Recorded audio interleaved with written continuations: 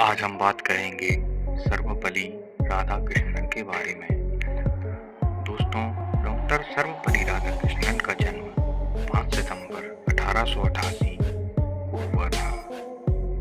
भारत के प्रथम राष्ट्रपति 1952 से 1962 के बीच में द्वितीय राष्ट्रपति रहे। वे भारतीय संस्कृति के संवाहक, प्रख्यात शिक्षाविद, महान दार्शनिक और एक आस्थावान हिंदू विचारक थे। उनके इन्हीं गुणों के कारण सन 1954 में भारत सरकार ने उन्हें सर्वोच्च सम्मान भारत रत्न से अलंकृत किया था। उनका जन्मदिन 5 सितंबर भारत में प्रतिवर्ष शिक्षक दिवस के रूप में भी मनाया जाता है। दोस्तों, उनके पिता का नाम सर्वपल्ली वीर सिम्हा था और माता का नाम सीताम्मा था। उनके पिता राजस्व विभाग में काम करते थे। उन पर बहुत बड़े परिवार के भरण पोषण का दायित्व था। वीर स्वामी के 5 पुत्री तथा 1 पुत्र थे, जिसमें राधाकृष्णन का स्थान इन संततियों में दूसरा था। उनके पिता काफी कठिनाई के साथ परिवार का निर्वहन कर रहे थे। इस कारण बालक राधाकृष्णन को बचपन में कोई विशेष सुख प्राप्त नहीं हुआ था। दोस्तों, अब उनके विद्यार्थी जीवन पे वार्तालाप करते हैं। राधाकृष्णन का बाल्यकाल तिरुतनी एवं तिरुपति जैसे धार्मिक स्थलों पर ही व्यतीत हुआ। उन्होंने प्रथम 8 वर्ष तिरुतनी में ही गुजारे, लेकिन उनके पिता पुराने विचारों के थे और धार्मिक भावनाएं भी थीं।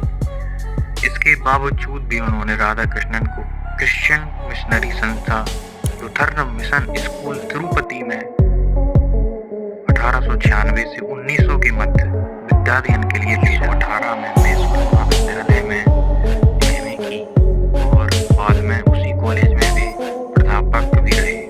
डॉक्टर राधाकृष्णन ने अपने लेखों और भाषणों के माध्यम से विश्व को भारतीय दर्शन शास्त्र से परिचित कराया।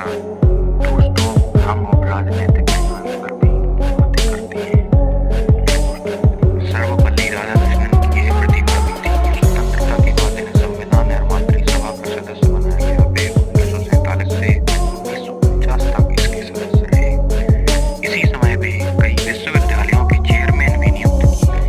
अखिल भारतीय कांग्रेस जन के यह चाहते थे कि सर्वपल्ली राधाकृष्णन गैर राजनीतिक व्यक्ति होते हुए भी संविधान सभा के सदस्य बनाए जाएं, और जवाहरलाल नेहरू यह चाहते थे कि राधाकृष्णन के संभाषण एवं वक्तृत्व प्रतिभा का उपयोग 15 अगस्त 1947 की रात्रि को उस समय किया जाए जब संविधान सभा का ऐतिहासिक सत्र आयोजित हो। दोस्तों, अब हम मेन पॉइंट पर बात करते हैं। आप सोच रहे होंगे कि यह शिक्षक दिवस 5 सितंबर को ही क्यों मनाया जाता है। दोस्तों, यह कारण नहीं है कि डॉक्टर सर्वपल्ली राधाकृष्णन का जन्म 5 सितंबर को हुआ था। दोस्तों, मेन बात यह है कि भारत में कब शुरू हुई यह परंपरा। डॉक्टर सर्वपल्ली ने कहा कि उनके लिए गर्व और सम्मान की बात होगी अगर उनके जन्मदिन की जगह शिक्षक दिवस मनाया जाए। इस तरह भारत में शिक्षक दिवस मनाने का चलन शुरू हुआ। इसके बाद डॉक्टर राधाकृष्णन द्वारा शिक्षा के क्षेत्र में किए गए कार्यों को ध्यान में रखते हुए उनकी जन्म जयंती को भारत में टीचर्स डे के रूप में घोषित किया गया। पहली बार 1962 को नेशनल टीचर्स डे सेलिब्रेट किया गया। तब से 5 सितंबर का दिन शिक्षक दिवस के रूप में मनाया जाता है। दोस्तों, डॉक्टर सर्वपल्ली राधाकृष्णन मैसूर यूनिवर्सिटी में दर्शन शास्त्र के प्रोफेसर भी रहे। मद्रास प्रेसिडेंटी कॉलेज, कलकत्ता विश्वविद्यालय में भी लंबे समय तक पढ़ाया। वह मानते थे कि शिक्षा केवल ज्ञान हासिल करने का जरिया नहीं है, बल्कि व्यक्तित्व के विकास का एक अहम पहलू भी है। स्टूडेंट के प्रति गहरी संवेदनशीलता और लगाव ने उन्हें एक आदर्श शिक्षक बना दिया। वह एक अच्छे लेखक भी थे।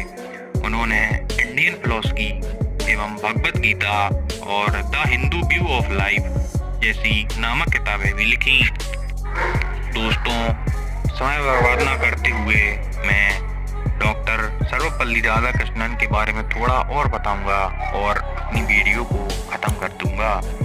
डॉक्टर सर्वपल्ली राधाकृष्णन को 1954 में देश के सर्वोच्च नागरिक सम्मान भारत रत्न से सम्मानित किया गया था। उनके कार्यकाल में शिक्षा और संस्कृति पर विशेष ध्यान दिया गया।